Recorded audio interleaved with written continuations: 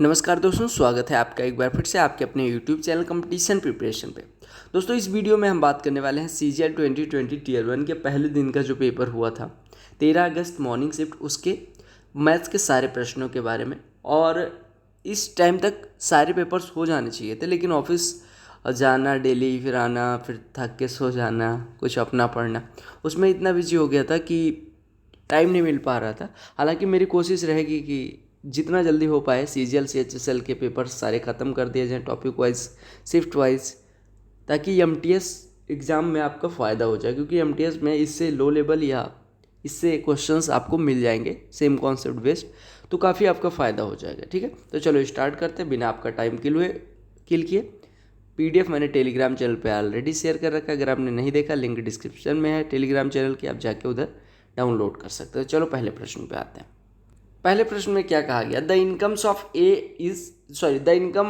Is 45% more than income of B and income of C is 60% less than sum of incomes of A and B.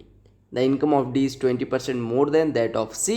If the difference between the incomes of B and D is 13200, then the income of C is, देखिएगा कहा क्या कहा गया, ए B सी के बारे में बात की गई है। ए है कोई भाई साहब बी है, कोई भाई साहब सी है।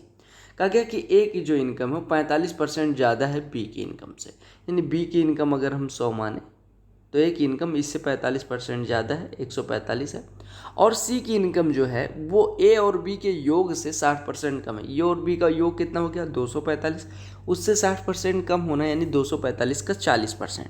तो 245 का 40% निकालने जाओगे तो 245 गुणे 40/100 यानी कि 2/5।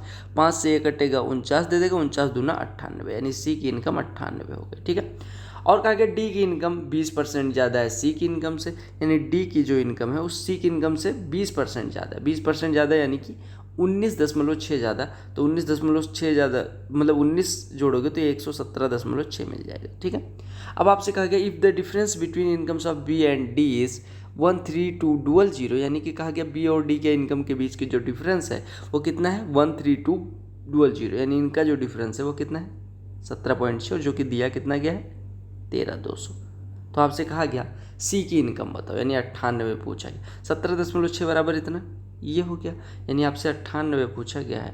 तो 98 बराबर आप बता सकते हो कैसे? कर लो, सॉल्व कर लो। ठीक है, सॉल्व करोगे तो ये कितना आ जाएगा? 6 7 13 1 14, यानी कि ये कटेगा 176 से डिवाइड करोगे। ठीक है, एक बराबर यहाँ से आ जाएगा इतना। ठीक है, एक बराबर 13 20 डबल 0 बटे 176। तो 98 बराबर हो जाएगा 13 20 डबल 0 बटे 176 गुणे 98, है ना। ये 14 से कटेगा, 14 91 14 से नहीं कट रहा है, 7 से, 7 दूनी 14। जब ये 14 से नहीं कट रहा है तो 7 से कैसे कट जाएगा? यानी आप यहाँ से क्या काम कर सकते हैं सॉल्व करने के लिए? कैलकुलेटर का मैं यूज कर ले रहा हूँ, है ना। तो बस बेसिकली इसमें कैलकुलेशन था और कुछ नहीं था, है ना। एक मिनट रुक जाओ। 13200 डिवाइडेड बाई 176, ये 750 हो जाएगा। और 750 इंटू 98 करना है। ठीक है, 750 इंटू 98 यानी कि 73500, ये आपका आंसर हो जाएगा। राइट, अगला प्रश्न देखिएगा। कहा त्रिभुज ABC और त्रिभुज PQR जो हैं वो कैसे हैं? सिमिलर हैं, सिमिलरिटी का साइन बना हुआ है।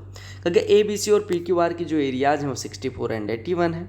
कहा AD and PT are medians of ABC and PQR respectively. PT बराबर इतना है तो AD की वैल्यू बताओ।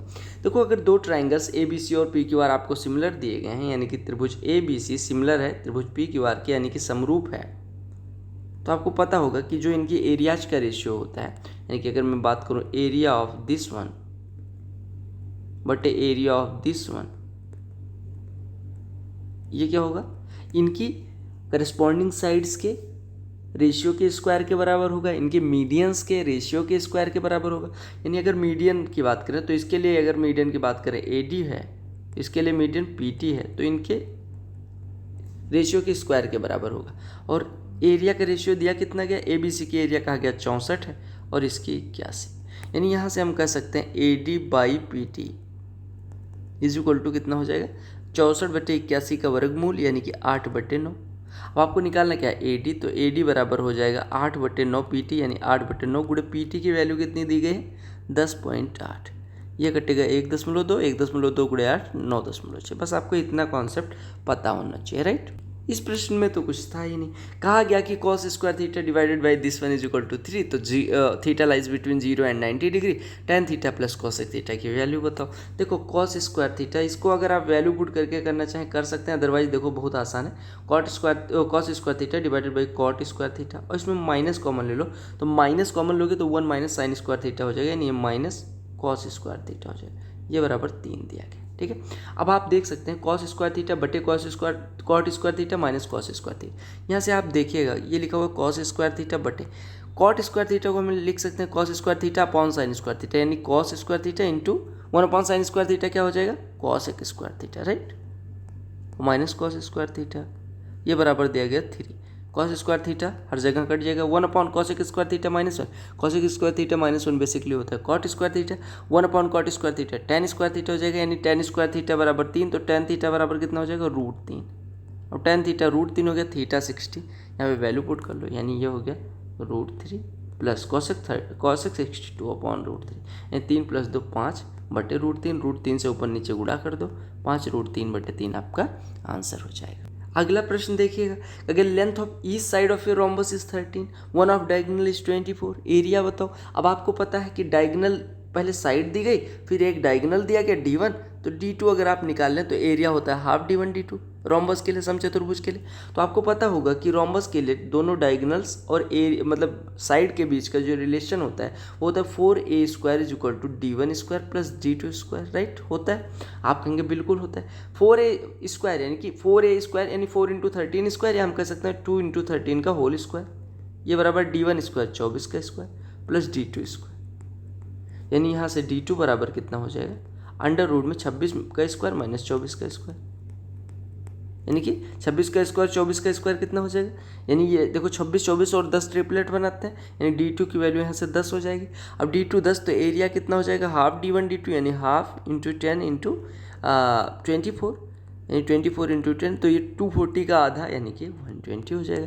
तो आपको बस ये और ये फार्मूला पता होना चाहिए, आप आसानी से कर सकते हैं।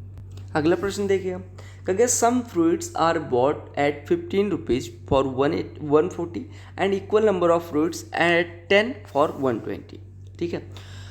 कहा गया if all the fruits are sold at 132 per dozen, what is the profit percentage is entire transaction. कहा गया कुछ फल जो हैं वो 140 मतलब 15 फल 140 रुपये में, और उतने ही फ्रूट्स 10 फल 120 के भाव से खरीदे गए हैं।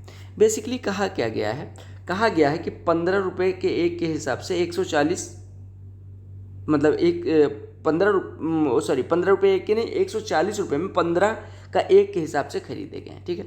यानी हम मान लेते हैं कि 140 में अगर 15 मिलता है तो एक का क्रय मूल्य 140 बटे 15, ऐसे 120 में 10 मिलता है तो एक का क्रय मूल्य 12 रुपये, और बेचा कितने का गया 132 रुपये पर डजन, यानी 132 रुपये पर डजन, यानी 11 का एक हम कह सकते हैं बेचा गया, ठीक है। हम मान लेते हैं कि भैया 15 डजन ये खरीदा गया, 15 डजन ये खरीदा गया, और दोनों मिला के 15 30 डजन ये बेचा गया, ठीक है। अब अगर 15 डजन ये खरीदा गया तो 140 रुपये का ये हो गया, ऐसे देखो हम मान लेते हैं भैया कि 15 फल ये खरीदा गया, 15 फल ये खरीदा गया, है ना। देखो 15 फल ये खरीदा गया, 15 फल ये खरीदा गया, और 15 30 फल ये बेचा गया, तो इसका क्रय मूल्य हो गया 140। इसका क्रय मूल्य कितना हो गया 12 गुणे 15 यानी कि 180, और इसका विक्रय मूल्य कितना हो गया 330, क्योंकि 11 का एक बेचा जा रहा है, 30 बेचने में 330 रुपये, यानी टोटल हमने कमाया कितना 140 प्लस 180 यानी 320 कमाया, और बेचा कितने का 330 का, यानी 320 में जो चीज़ खरीदी गई वो 330 की बेची गई, यानी 10 रुपये का प्रॉफिट आउट ऑफ 320। तो प्रॉफिट परसेंटेज 10 बटे 320 गुणे 100, 1 0 कटा, 2 पंजे 10, 2 16 32, 2 पंजे 10, 2 8 16, यानी 25 बटे 8, यानी 3 सही 1 बटे 8 परसेंटेज का क्या हो रहा है प्रॉफिट हो रहा है। मैंने क्या बताया आपको, मैंने आपसे कहा कि भैया 140 रुपये में 15 फल खरीदेंगे। हम मान लेते हैं कि 15 फल ये वाले खरीदेंगे, बराबर संख्या में ये वाले खरीदेंगे, तो बराबर संख्या में अगर ये खरीदेंगे तो 10 फल 120 रुपये का, यानी एक 12 का, तो 15 खरीदे जाएंगे तो 180 इधर लग जाएगा, 140 इधर, 180 इधर, यानी टोटल 320 क्रय मूल्य।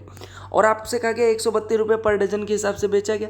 132 रुपये में अगर 12 बेचेंगे तो एक का विक्रय मूल्य हो जाएगा 11, और हमने टोटल फल खरीदे कितने हैं, 15 + 15 30, तो उतने ही बेचेंगे, यानी 30 बेच रहे हैं, यानी विक्रय मूल्य हो गया 330, यानी 320 वाली चीज़ 330 में बिकेगी, तो 10 का प्रॉफिट, राइट। DI का प्रश्न है, कहा गया number of cars sold bye dealers ABCDE during first 6 months of 2018, यानी 6 कार डीलर हैं और वो अलग अलग महीनों में 2018 के कारें कुछ बेचते हैं, ठीक है। अब देखिएगा क्या कहा गया है, कहा गया the ratio of total number of cars sold bye dealer be in January, April and June. कहा गया बी द्वारा जनवरी, अप्रैल और जून में, अप्रैल ये है और जून ये है, इसमें बेचे गए कारों की संख्या to total number of cars sold by A and D in March, A और डी द्वारा मार्च में बेचे गए कारों की संख्या, यानी ये और ये, इसका अनुपात निकाला है। तो 6, 5 और ये जोड़ोगे तो ये कितना हो जाएगा, 1800 हो जाएगा। देखो 6, 6, 12 और 80, 20, मतलब 5, 17 और 80, 20, 100, यानी 1800 ये हो जाएगा। इसका रेशियो लेना है 628 और 722 के उससे योग से, तो 628, 6, 7, 13 और ये 28, 20, 50, यानी 1350 हो गया। ये कट गया, ये कट गया, 5 से काट दोगे तो कितना हो जाएगा, या 9 से काट दो तो 9 से काटोगे ये 20 हो जाएगा, ये 15 हो जाएगा, 5 से काट दोगे 5 चौको 20, 5 3 15, अनुपात 4:3 हो जाएगा, राइट।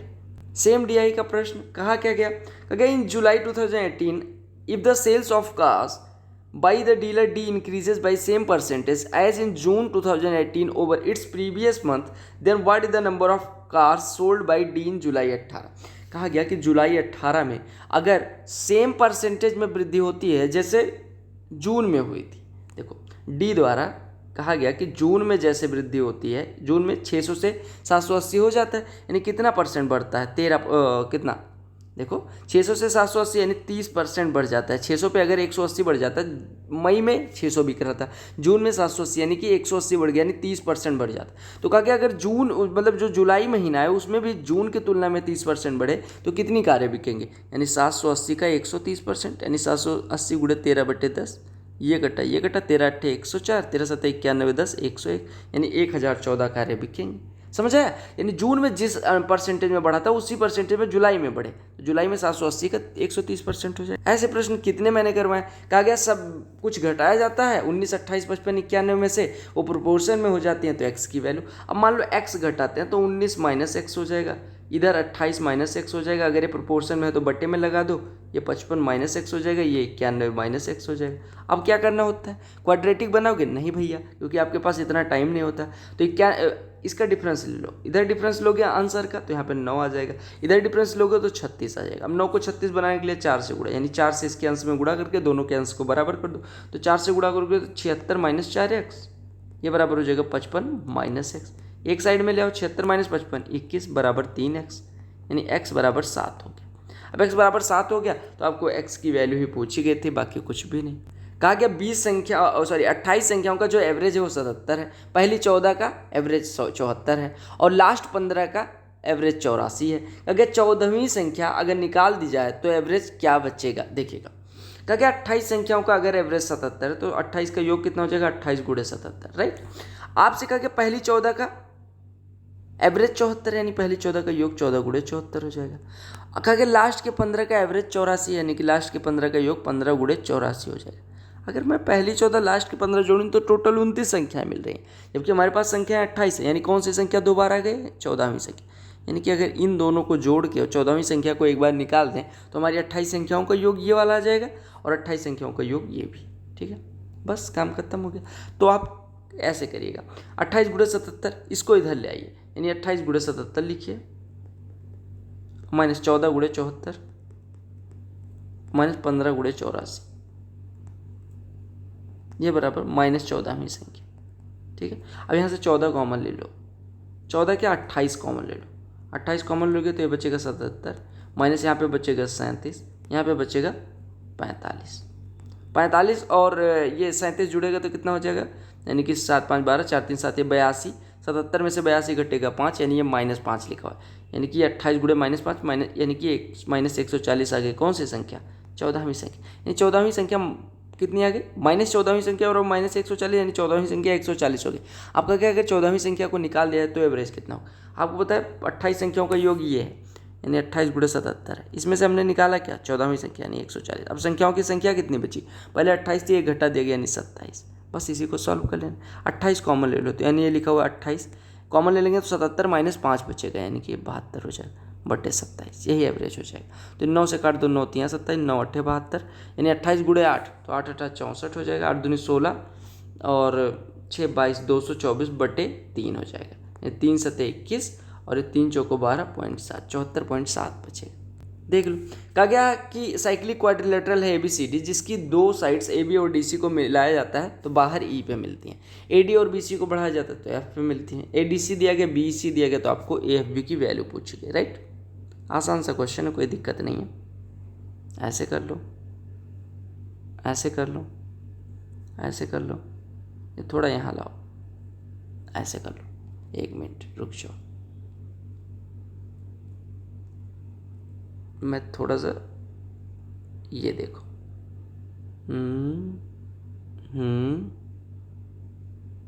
ये लो, है ना, ये लो, मान लो यहाँ पे मिल जाते हैं, ठीक है। और ये थोड़ा फिगर अच्छा बन जाता है तो ज़्यादा आसान होता है सॉल्व करने में। ऐसे करो,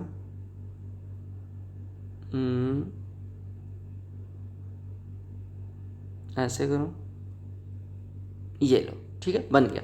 तो ये आपका हो गया ADBC, ठीक है। और इसको मिलाया जाता है किस पे मिलते हैं, AB और DC को। AB और DC मिलते हैं आपके बिंदु E पे और ये मिलते हैं आपके बिंदु F पे। अब आपको दिया क्या गया, आपको दिया गया कि जो ADC कोण है वो कितने का, 78 अंश का, यानी ये 78 अंश है, राइट। और कहा गया BEC जो है यानी ये वाला कोण ये 52 अंश का है, राइट, 52 अंश का। अब देखिए, अगर ये 78 का है तो ये कितने का हो जाएगा, 102 का। ये 102 का है, ये 52 का है तो ये कितना हो जाएगा, ये हो जाएगा आपका 50 अंश का, क्योंकि बाह्य कोण है। अगर ये 50 है तो ये भी 50 हो जाएगा। अब ये 50 है तो आप ऐसे ध्यान दे सकते हैं, ये 50 है, 78 इसका बाह्य कोण है तो ये कितना हो जाएगा, 28। तो आपका आंसर 28 हो गया। समझ आया। देखो, कहा ये 78 है, साइक्लिक क्वाड्रिलेटरल है, आमने सामने के कोणों का ये 180 यानी ये 102 होना पड़ेगा। और आपको पता है ये दिया गया है, सॉरी ये वाला दिया गया 52, ये बाह्य कोण है तो ये कितना हो जाएगा, 102 - 52 यानी कि 50। ये 50 है तो ये शीर्षाभिमुख कोण है यानी कि ये भी 50 हो जाएगा। और 78 इसका बाह्य कोण है, एक 50 है तो ये कितना हो जाएगा, 78 - 50। अगला प्रश्न, अगर cot 25, cot 35, cot 45, this one. अब होता है cot A × cot B, अगर A + B 90 अंश हो, 25 65 90 तो इसकी वैल्यू 1। ऐसे 35 55 90 1 45 1 यानी सबका 1 1 1 तो 1 हो जाएगा। कहा गया जो ये टेबल है वो डिस्ट्रिक्ट वाइज डाटा दिखाते हैं। प्राइमरी स्कूल टीचर जो पोस्टेड हैं किसी स्कूल में, ठीक है।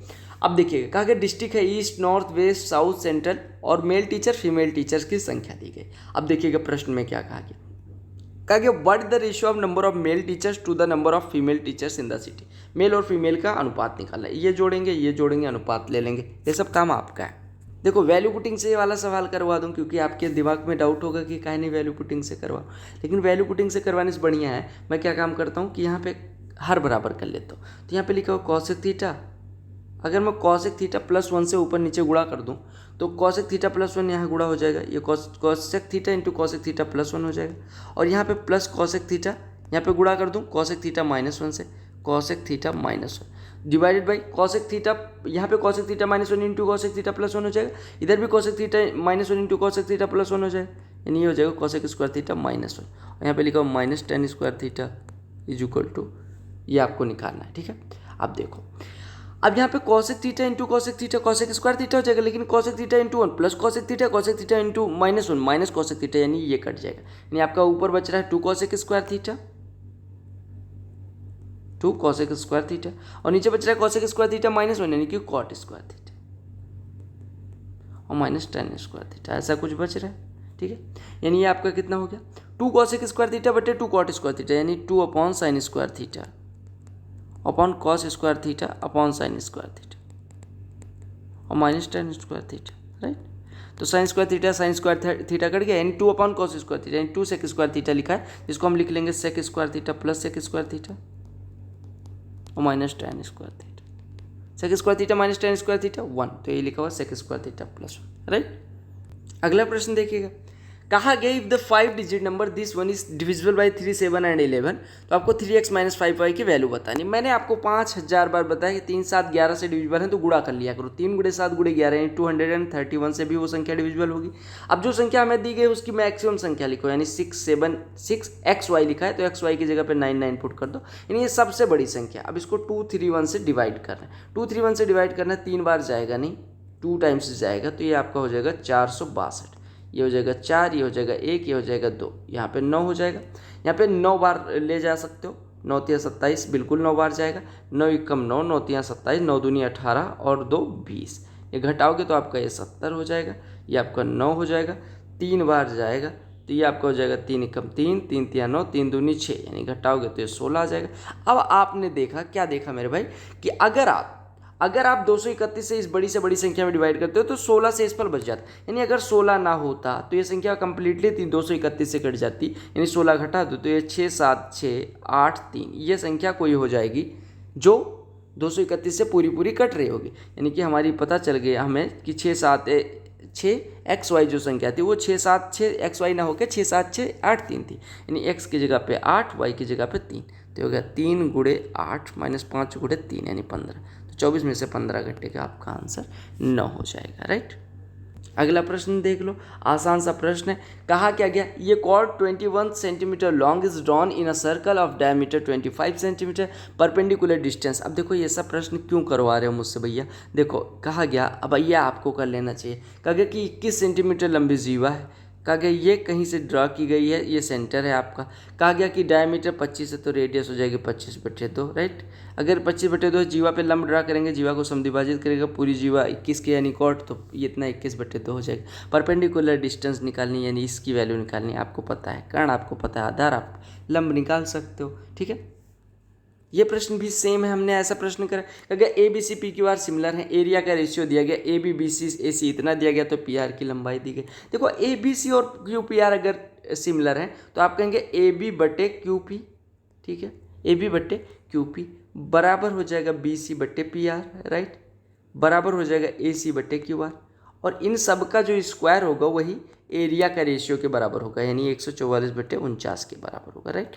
हम कह सकते हैं कि हमें पी आर की वैल्यू निकालनी है, हमें ये वाला रिलेशन लेना पड़ेगा, यानी बी सी बटे पी आर यहाँ से कितना हो जाएगा, अगर इसका स्क्वायर 144/49 है यानी बी सी बटे पी आर 12/7 हो जाएगा। हमें निकालना क्या है, पी आर, यानी यहाँ से पी आर बराबर हो जाएगा 7/12 बी सी, यानी 7/12 गुणे बी सी की लंबाई दी गई है 7, यानी 49, 1 मिनट, ये 7/12 बी सी हो जाएगा, 1 मिनट, 7/12 बी सी बिल्कुल सही है, यानी पी आर की लंबाई कितनी हो जाएगी 7/12 बी सी, यानी 7/12 बी सी बोले तो 7/12 गुणे बी सी की लंबाई दी गई हमें 7, यानी 49/12 होना चाहिए। इन्होंने पता नहीं कैसे 21/4 कर लिया, एक बार फिर से देख लेते हैं, चेक करिएगा, शायद इनका आंसर ही गलत है।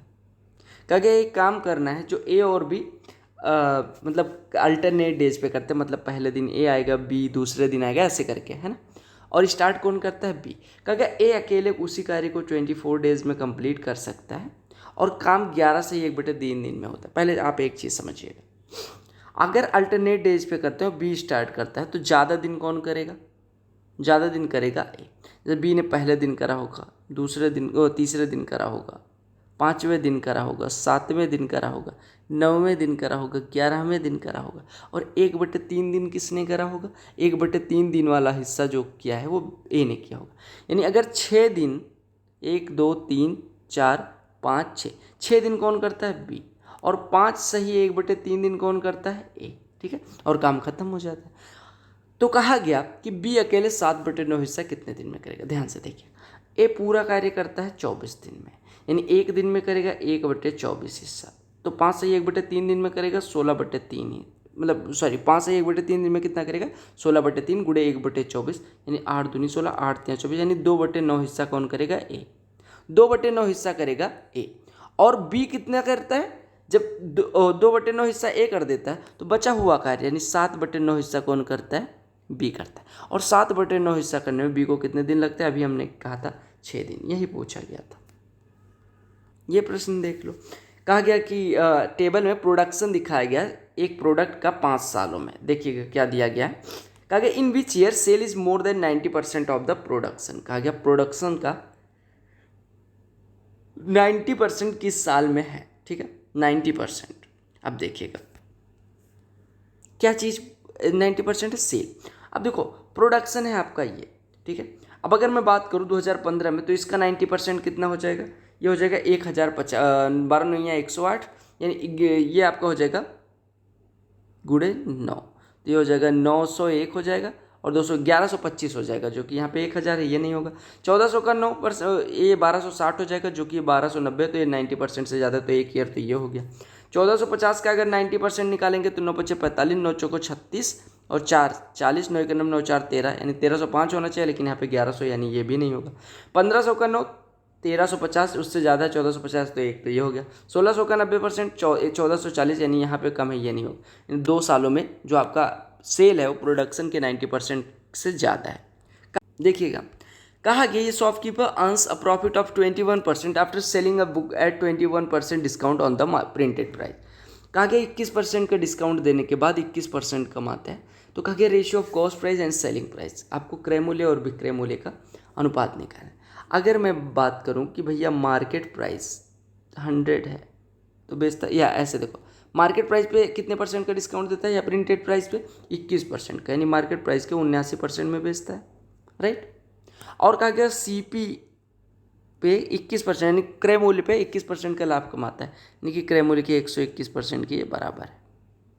अब आपको बताना क्या है, आप यहाँ से निकाल सकते हैं कि भैया सीपी, आपको अनुपात किसका निकालना है, कॉस्ट प्राइस और सेलिंग प्राइस का। तो यहाँ से कॉस्ट प्राइस आपका कितना हो जाएगा, MP इंटू 79/121, राइट। अब आपको अनुपात किसका निकालना है, सीपी और सेलिंग प्राइस का। तो ये सेलिंग प्राइस है, यानी आप सेलिंग प्राइस कह सकते हैं, कितना हो जाएगा सेलिंग प्राइस, देखो भैया सेलिंग प्राइस यहाँ से कितना हो जाएगा, सेलिंग प्राइस हो जाएगा MP का 79%, यानी MP का 79/100। यहाँ से देखो MP सेलिंग प्राइस कितना है, MP का 79%, MP का 79/100। अब आपका अनुपात निकालना है CP/SP, तो कर दो। तो यहाँ से 79 कट गया, MP कट गया, यानी 100/121 आ गया CP/SP। सोते टाइम अगर ये प्रश्न कोई पूछे तो कर लोगे नहीं।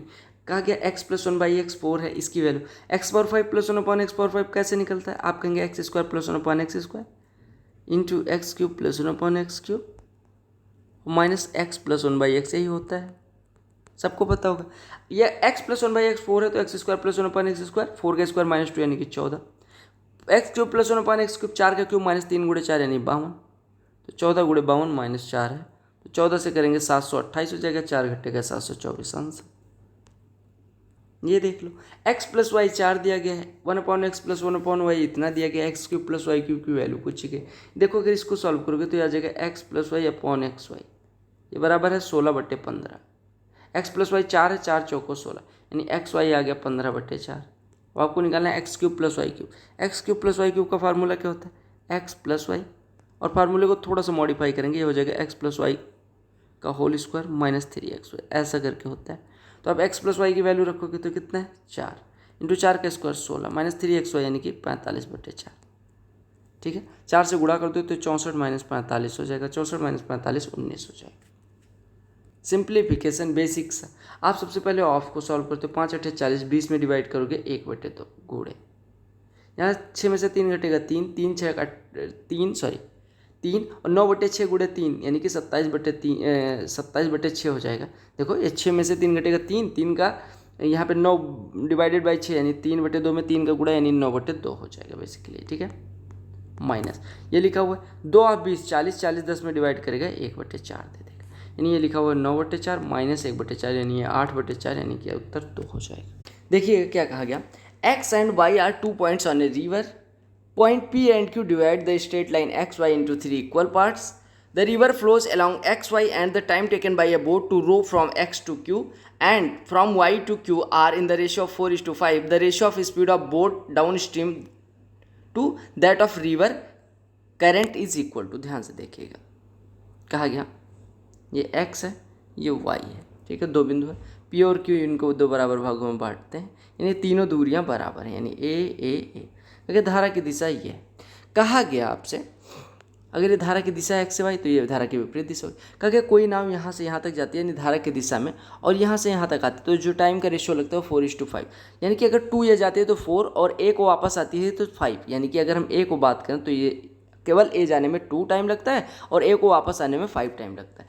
ए को आपको पता है कि अगर ए को जाने में 2 टाइम लगता है, ए को वापस आने में 5 टाइम लगता है, यानी इनकी स्पीड का रेशियो कितना हो जाएगा 5:2, यानी कि ये जो b प्लस एस था वो 5 हो जाएगा और b माइनस एस 2, क्योंकि स्पीड का जो रेशियो होता है टाइम के रेशियो का अपोजिट होता है। यानी आप कह सकते हैं यहाँ से b प्लस एस बटे b माइनस एस बराबर कितना हो जाएगा 5/2। अगर अंश में हर को जोड़ दें और फिर अंश में से हर को घटा दें तो b बटे एस आ जाएगा, यानी 7/3। यानी बोट है 7, स्ट्रीम है 3। अब आपसे पूछा क्या गया, आपसे पूछा गया कि डाउन स्ट्रीम बोट की जो स्पीड होगी यानी b प्लस एस 10 बटे स्ट्रीम की स्पीड 3, यही रेशियो पूछा गया था।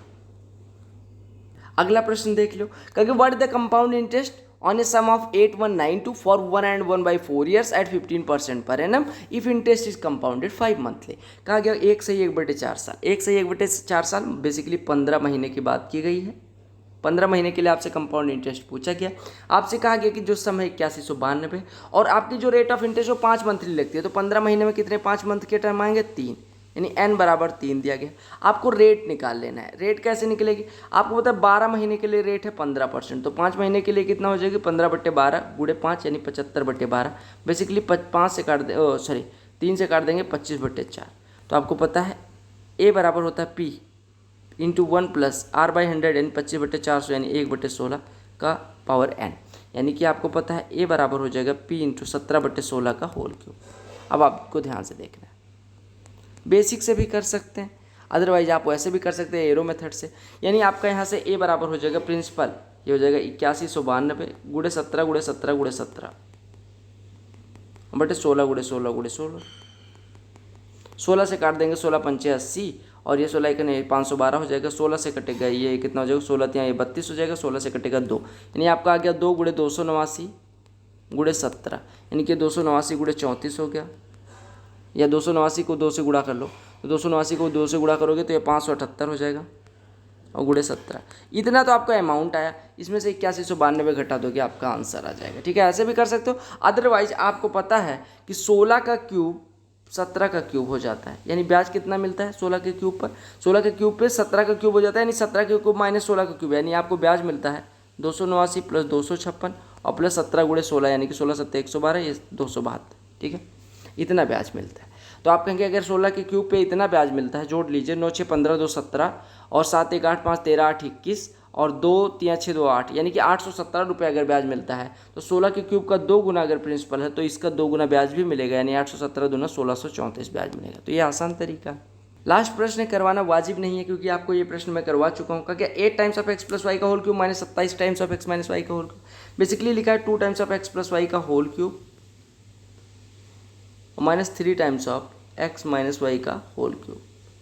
ए cube minus B cube, A minus B यानी 2x plus 2y minus 3x plus 3y into A square यानी 4x² plus 4y square plus 8xy plus plus B square यानी कि 9x² plus 9y square minus 18xy। ठीक है, और plus A B यानी कि 6x² minus 6y square. Basically इतना हो जाएगा। अब इसको सॉल्व कर लेना है। अब आप देखो, अगर इसको देखोगे तो 2 3 5y माइनस एक्स, यानी ये तो कोई मतलब नहीं है। अगर आप देखो 4 9 13 और 6 19, 19x² बन रहा है प्लस 4 9 13 वाई स्क्वायर बन रहा है, सॉरी 4 9 13 में से 6 घटेगा यानी 7y स्क्वायर बन रहा है। देखो 4 9 6 और 8 और माइनस 18 यानी माइनस 10xy बन रहा है। अब अगर तुलना करोगे तो a बराबर आ जाएगा 19, b बराबर आ जाएगा 7 और c बराबर आ जाएगा माइनस 10। तो a plus B 19 7 26 minus minus 10 यानी कि प्लस 10 26 10 36 आपका आंसर हो जाएगा। तो ये थे 25 प्रश्न जो हमें करने थे। आई होप आपको सारे प्रश्न समझ में आ गए होंगे। अगर समझ में आ गए तो वीडियो को लाइक करना, अपने दोस्तों के साथ शेयर, चैनल पर नए होना सब्सक्राइब कर लें। Bye bye, love you all.